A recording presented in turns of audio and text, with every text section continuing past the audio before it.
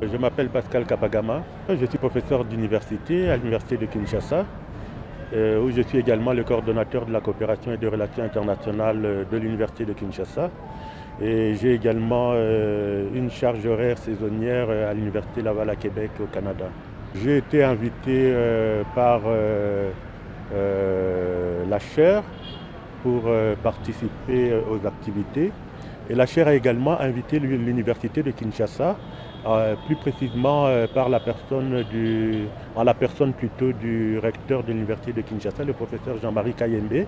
Mais ce dernier avait un conflit d'agenda parce que pendant la même période, il organisait les états généraux de l'université de Kinshasa en perspective du renouvellement ou de l'actualisation du plan stratégique de l'université de Kinshasa.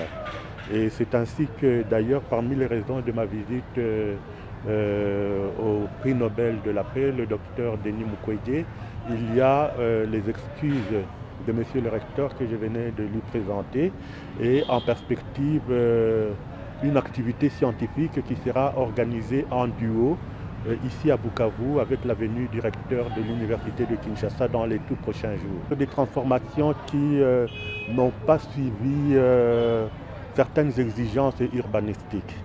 Nous qui avons connu l'ancienne ville, nous regrettons la manière dont la ville s'est transformée, ça il faut le reconnaître. Et puis il y a une forte concentration démographique dans la ville, on ne sait pas pourquoi il n'y a pas une volonté d'extension de la ville, par exemple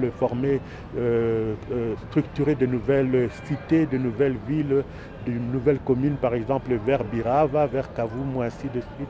Nos deux parents étaient régulièrement en contact, ils se connaissaient très bien.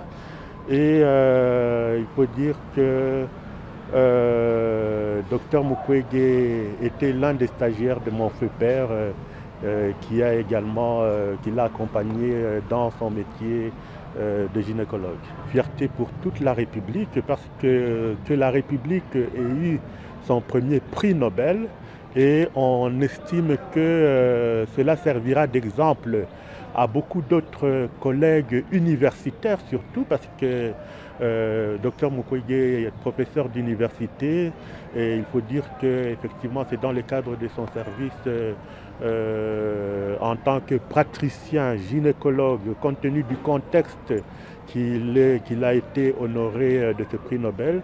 Nous espérons que beaucoup de collègues pourront suivre son pas.